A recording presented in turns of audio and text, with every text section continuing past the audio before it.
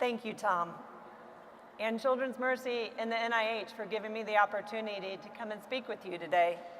It's true, I am the founder of the Turner Syndrome Global Alliance, but as Dr. Kern pointed out, I'm really here today because I'm a mom, and a sister, and a daughter, and sometimes a good friend, unless of course you ask me to Facebook or chat or tweet or something like that, then maybe not so good at that. But today I've been asked to share my personal story, but as I look around, I'm guessing that many of you could be standing right here beside me. In fact, just this morning, my son and I took part in the Outpacing Melanoma event. We actually went to support his friend, who has a brother, Andrew, who is in the fight of his life against metastatic melanoma at the age of 17. We also heard from a young mom who shared her story of hope as she just got news last week that after participating in a clinical trial at the KU Cancer Center, it has put her stage 4 cancer into remission, something she and her husband never thought possible.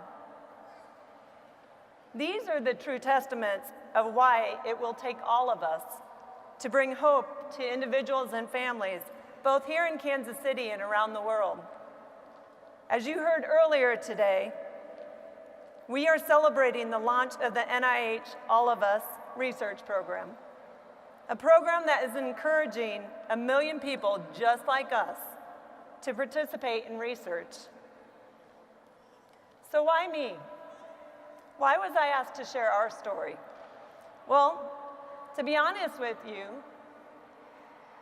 any of you that have had to endure a chronic health condition or fought a battle with cancer or received a diagnosis of a rare disease, we all know that none of us want a story to share.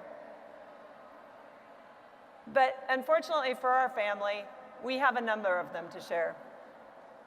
In 2008, at the age of 8, after years of not knowing why she was having so many health issues, our oldest daughter, Allie, was diagnosed with a condition called Turner syndrome. Turner syndrome is a rare chromosomal condition that affects only little girls. It's a rare condition in which a female will lose a portion or all of her second X chromosome sometime during fetal health development. It also results in only 2% of our girls making it to live birth. But yet we don't really understand why that is, even today. This was actually 5 years after we had lost our second daughter, Katie, to an unrelated rare heart condition that, again, we didn't have the answers to why that occurred in our family. As we move forward, and as part of Allie's medical condition, she would have to undergo a number of surgeries. These required us to spend over 6 months away from home and multiple rounds of anesthesia, rehabilitation, and pain management. During this experience, for some unknown reason, she did not respond well to either the anesthesia or the prescribed pain medication. In fact, many people, including myself, doubted her reports of not being able to tolerate the pain or her inability to respond to pain medication. Ironically, she seemed to respond actually better to Tylenol than to the oxycodone and some of the other medications that they tried to give her.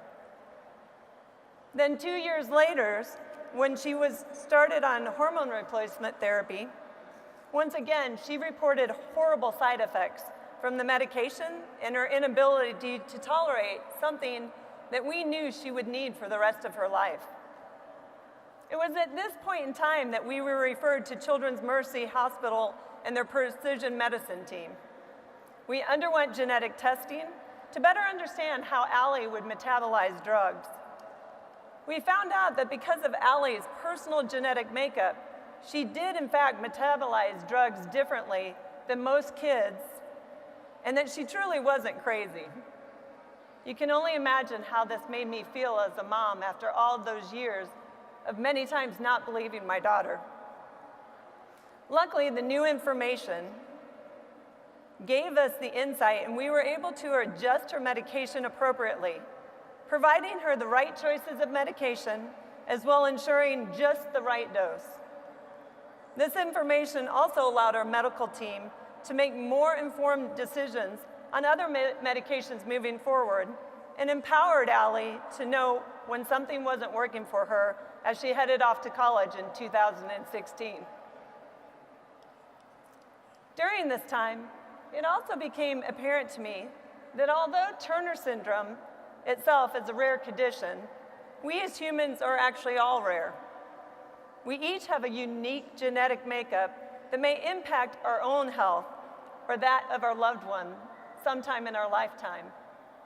In fact, I wonder how many of you have not responded to the medication the way you thought you should, or possibly why Andrew hasn't had the same response to the treatment to that young mom who is fighting the same disease.